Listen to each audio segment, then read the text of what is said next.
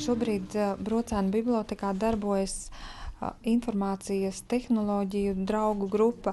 Tā ir grupa, kurā pulcējas dažāda gadagājuma cilvēki, kuri pamatā apgūst datorprasmes, internetu un mācās to, kas viņiem šobrīd dzīvē ir visvairāk vajadzīgs.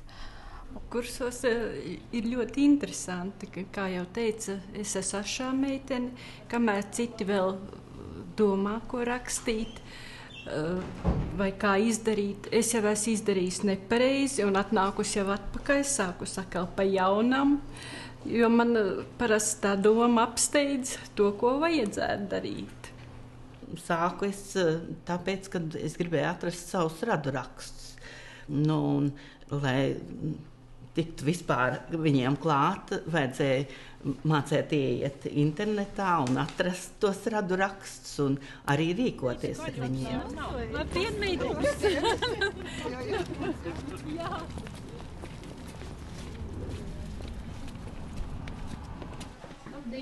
Labdien!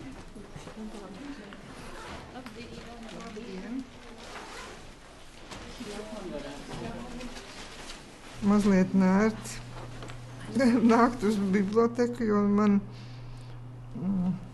meitas ģimene nodarbojas ar datorzinībām, taisni datordarbu. Bet, valde man vienreiz uzrunāja, ka tāda iespēja būs bibliotekā, ka pamācīties, un es ar lielāko prieku pieņēmu to. No mazbērniem jau neko tur daudz nevar apgūt. Viņi tādā tempā visu to dara, kad nevar izsekot līdzi.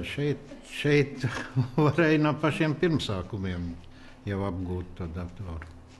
Man ļoti patīk, ka mēs varam sanākt kopā visi un apspriest visu, jo bariņā tomēr ir vieglāk. Un, kad tev aizmugurē valde stāv, tad es jūtos drošāk, ka es zinu, ka es tiešām nokļūšu tur, kur man ir jānokļūst. Tad, kad pirmā šāda grupiņa ir apmācīta, tad arī cilvēki meklē ceļu uz biblioteku.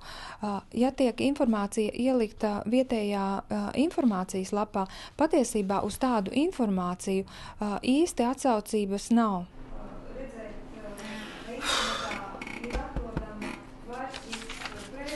Ar špikerīti vēl.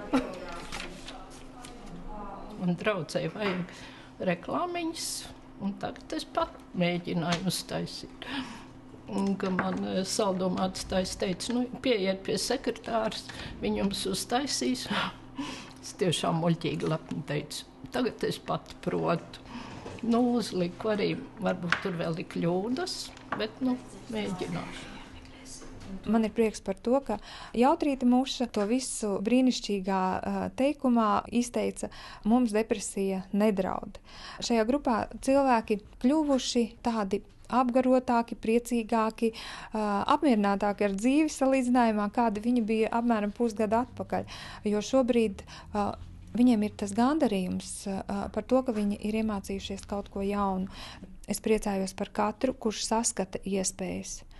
Un bibliotekās šobrīd ir iespējas, ir tikai tās jāierauga.